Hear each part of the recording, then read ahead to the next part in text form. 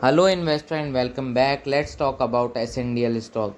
It's been about a week since I have talked about this, and I want to go through my perspective of what I highlighted in the last earning call that have was covered. I want to talk about the legislation, that the potential what could be happen, the catalyze, if any, that are coming up for this is then we needed to talk about the reverses stock split, which would be on about July 15. I want to tell you why I picked that date, and let's get straight into it. If you are new on the channel, be sure to subscribe, hit the notification bell, and thumbs up the button to that gave me a thumbs up on the last SNDL video.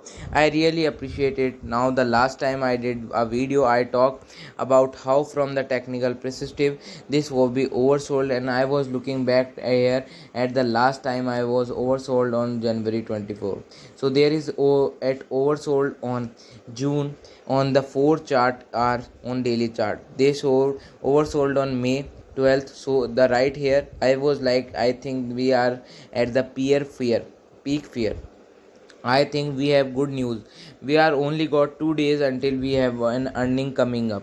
I want to make sure that you know that this was an opportunity to take it, and if you wanted to take it, if you are looking to exit your position, just wait for day or two more, because people were tapped out in this area right here.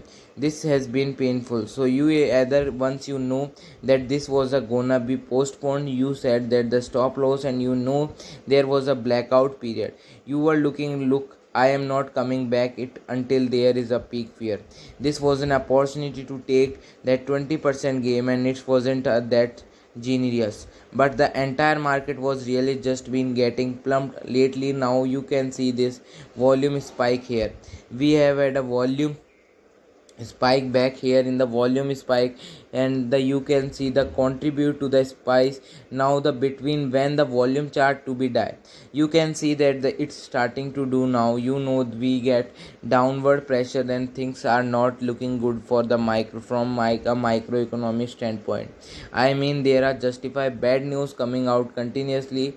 The Fed is going to be offloaded, and the balance sheet June, I mean, this company is going to be reserve stock flooding.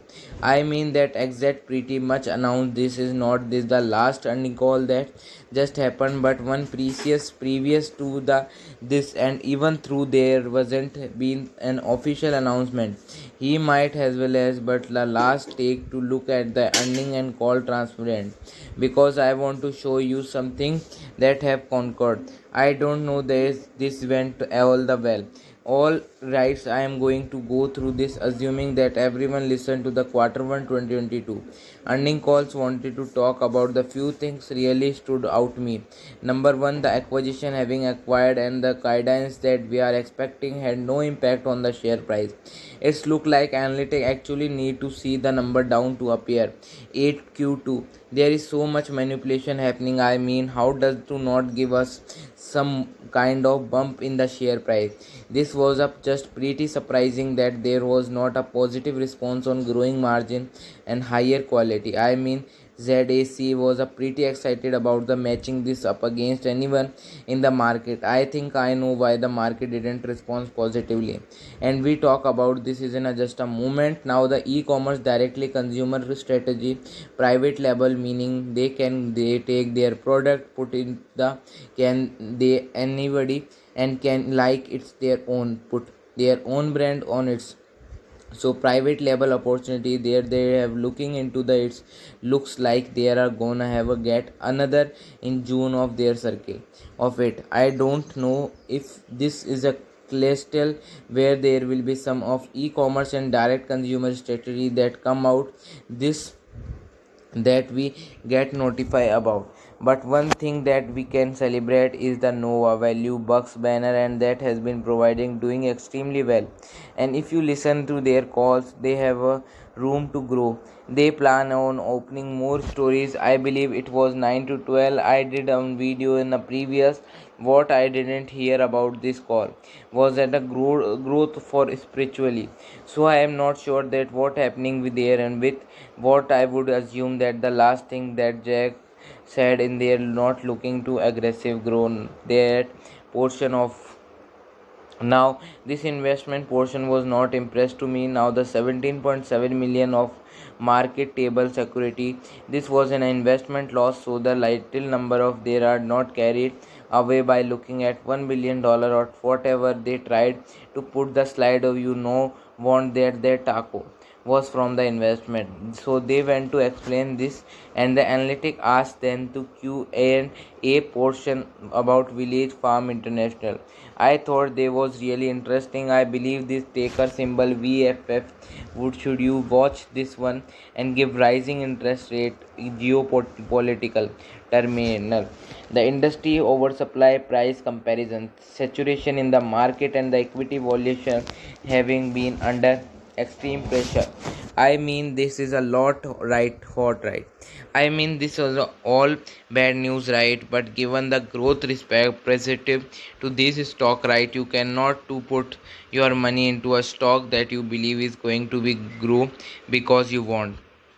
Money is to grow, which is known for is this good news in the call is not going to shoot a great, and the Canadian market who was trying to be stabilized and downward down, and it's look like it's vastly gonna look different over the next 12 to 24 months. So there are more things that have been to happen for this sector is really slow down. I mean, slowing down not good for this is to wind down. But they did talk about their balance sheet, and they would did some slides that take positively about their balance sheet. But I think they were need to make a company look better, because 2021 they act like they had a comment and they didn't yet when they were doing their comparison.